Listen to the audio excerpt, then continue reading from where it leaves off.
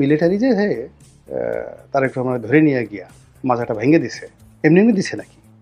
অন্যায় করে নাই? ২ নম্বরে হাওয়া ভবন নিয়ে তিনি প্রশ্ন তুলেছেন। এই অতীতে হাওয়া ভবন এই কাজ করেছে, খাম্বা এই কাজ করেছে।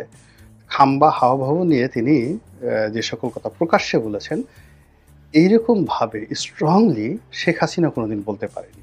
চরমোনাই পীর সাহেবের দল এবং চরমোনাই পীর সাহেবের পরিবারের যে দ্বন্দ্ব এবং সংঘাত শুরু হয়েছে, এর ফলে রাজনৈতিক অঙ্গনে যে কাদা ছোড়াছুড়ি হচ্ছে, এই কাদা ছোড়াছুড়ির ফলে বিএনপি মারাত্মকভাবে ক্ষতিগ্রস্ত হবে। এবং আজকে আমি যে ভিডিওটি করব, এটি আমার জন্য খুবই বিব্রতকর। এর কারণ হলো, যেহেতু বিএনপি থেকে একবার ইলেকশন করেছি, অল্প হোক বিস্তর হোক জনাব তারেক রহমান সাহেবের সঙ্গে কিছুটা হলেও পরিচয় হয়তো আছে। তারপরে চরমোনাই পীর সাহেবের সঙ্গে আমার এলাকার পীর সাহেব জাতীয় রাজনীতি করেন।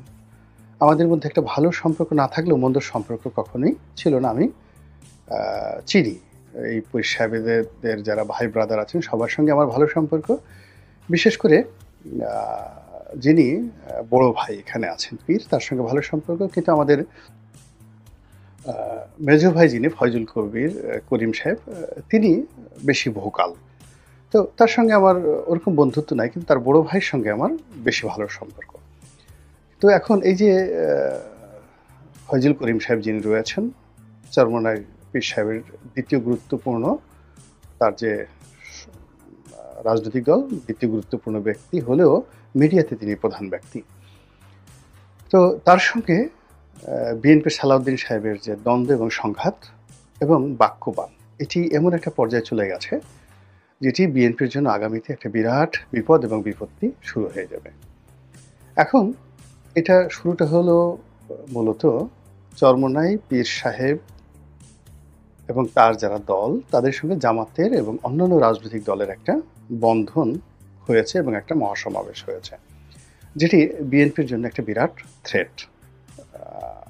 এবং দ্বিতীয় যে ঘটনা, সেটা হলো বিএনপি এতদিন ধরে যাকে মাথায় করে নেচেছে, সেই নুরুল হক নুরু, তারপরে এবি পার্টি জনাব মঞ্জু, এই দুটো তাদের যে দুটো দল এবং সংগঠন, এই দুটো সংগঠনকে বিএনপি মনে করেছে দুটো হীরার টুকরা, দুটো রত্ন পাথর।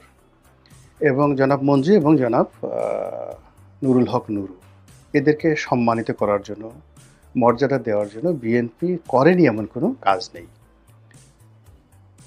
তো এই দুজন মানুষ হঠাৎ করে দেখা গেল চরমোনাই পীর সাহেবের মঞ্চে উপস্থিত, এবং তারা সেখানে গিয়ে যে কথাগুলো বললেন সেগুলো একেবারে 180 ডিগ্রি অ্যাঙ্গেলে বিএনপির যে স্বার্থ, সেই স্বার্থের উপর আঘাত হানলো এবং বিএনপির সম্পূর্ণ বিপরীত মেরুতে তারা চলে গেলেন।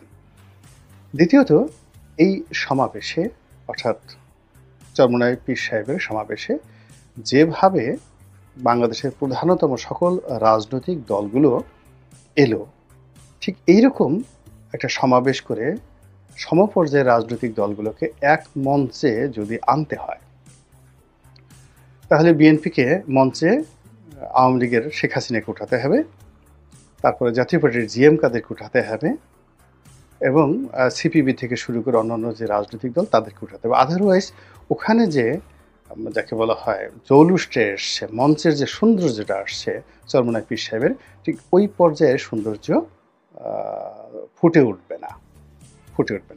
দ্বিতীয়ত, যে পরিমাণ লোক সমাগম চরমোনাই পীর সাহেব করেছেন, ওটা আসলে বিএনপিকে করতে হলে, এবং সারাদিন অর্থাৎ সকাল 9টা থেকে একেবারে সন্ধ্যা পর্যন্ত এতক্ষণ সেই পুরো মৎস্যভবন একেবারে বায়তুল মোকাররমের উত্তর গেট থেকে শুরু করে এলিফ্যান্ট রোড পর্যন্ত, আবার ওদিকে শহীদ মিনার থেকে শুরু করে একেবারে যাকে বলে বাংলা মোটর পর্যন্ত পুরো এলাকা যেভাবে লোকারণ্য করে ফেলেছিল, এরকম বৃহৎ জামাত 2-4-10 বছরে এই ঢাকা শহরে হয়নি, যেটি চরমোনাই পীর সাহেব করেছেন। এখন এর ফলে কি হলো, বিএনপির মধ্যে সংগত কারণেই চিত্তচাঞ্চল্য দেখা দিয়েছে, এবং সেখানে বসে চরমোনাই পীর সাহেব এবং অন্যান্য যে সকল কথাবার্তা বলেছেন, তা প্রথমত ডক্টর ইউনূসের পক্ষে গেছে, নির্বাচনকে প্রশ্নবিদ্ধ করেছে, নির্বাচনের সময়কে প্রশ্নবিদ্ধ করেছে, তারেক রহমান সাহেবকে চ্যালেঞ্জের মধ্যে ফেলে দিয়েছে, আর বিএনপির মেজাজ ভীষণ রকম গরম করে দিয়েছে। ফলে কি হলো, বিএনপির যিনি এখন মুখপাত্র রয়েছেন তিনি আকার ইঙ্গিতে চরমোনাই পীর সাহেবকে টার্গেট করে কথা বলেছেন, চরের লোক বলেছেন, চর অঞ্চলের লোক, তারপরে হাত পাখা এটা নিয়ে টিটকারি করেছেন। আমরা যারা দক্ষিণ অঞ্চলের মানুষ, তো আমরা এই চর সম্পর্কে জানি। চরের মানুষদেরকে সাধারণত বলা হয় চৌরা। চৌরা তো আপনি একজন চরের অধিবাসী, তিনি হাজার কোটি টাকার মালিক হন, প্রেসিডেন্ট হন, তাকে যদি চৌরা বলেন সে ভীষণ রকম অপমান বোধ করে, এত বেশি অপমান বোধ করে যেটা বলার মতো না। আর দক্ষিণাঞ্চলে বিশেষ করে চর অঞ্চলে এই যারা চরের বাসিন্দা নন তারা এই চৌরাদেরকে মানে ছোট করার জন্য বলে চৌরা সমান সমান জয়াকারে যা, আমি আর বললাম না, এইটা।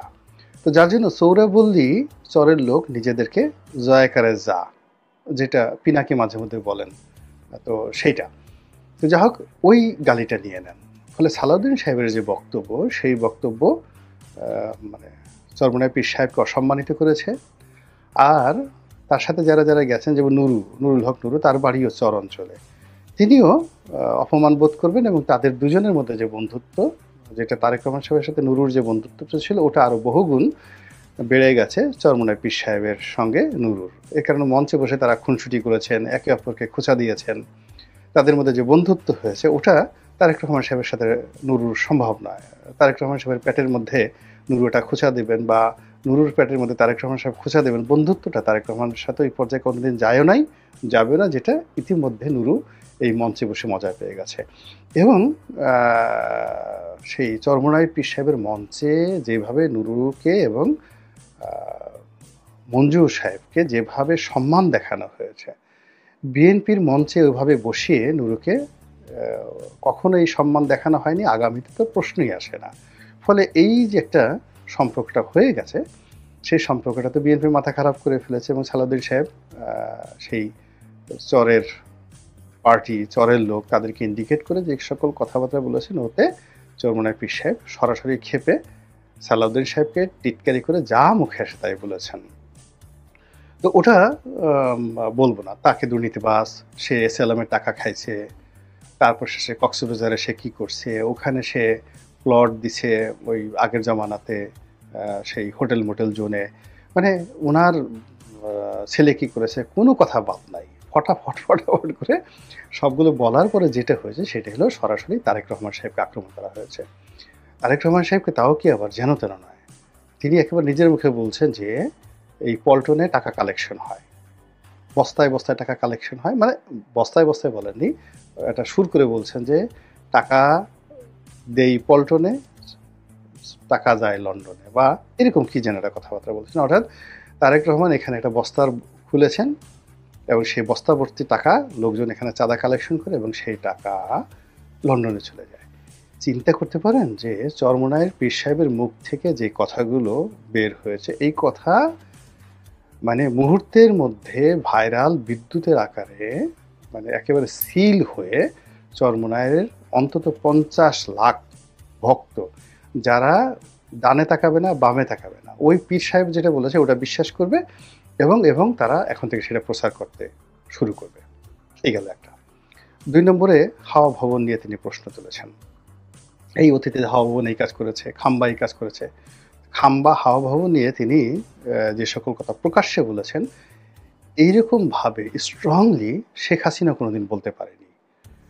আর শেখ হাসিনা যদি 1000 বার নয় 1 কোটি বার কিয়ামত পর্যন্ত খাম্বা, হাম্বা, হাওয়া ভবন এগুলো বলে, তাতে জনমনে আসলে এখন কোনো কিছু হবে না। কিন্তু চরমোনাইয়ের পীর সাহেবের মুখ দিয়ে যখন কথাটা বের হয়েছে, আবার হাওয়া ভবন মানে এটা তৈরি হয়ে গেছে।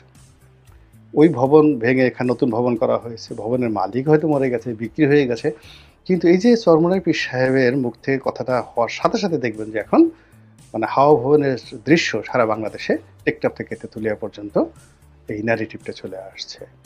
তারপরে ওই যে খাম্বা, তারপর শেষে ওই যে আওয়ামী লীগের যে সকল ন্যারেটিভ, যে খালি খাম্বা টানায় রাখছে, তারপরে ট্রান্সফরমার বিক্রি করছে, ট্রান্সফরমার লাগাইছে, কারেন্ট নাই, ট্রান্সফরমার কিনছে, কমিশন খাওয়ার জন্য, খাম্বা বানাইছে কমিশন খাওয়ার জন্য, এই সকল কথাবার্তা। এখন এইগুলো নিয়ে বিএনপি খুবই একটা সেন্সিটিভ জায়গাতে আছে, যে কথাগুলো এই সময়টাতে চরমোনাই পীর সাহেবের মুখ দিয়ে বের হয়েছে। এবং সবচেয়ে আপত্তিকর কথা, যে কথা কেউ বলেনি এখন পর্যন্ত বাংলাদেশে কেউ বলেনি, সেটা হলো তারেক রহমান সাহেবের চরিত্র নিয়ে এইভাবে কেউ বলেনি। বলছে যে মিলিটারি, মানে ওদের আঞ্চলিক ভাষায় সেনাবাহিনী বলেনি, অন্য কথা বলেনি। তো মিলিটারি কথাটা আমাদের দেশের আমজনতা, মানে গরিব মানুষ বেশি বুঝে।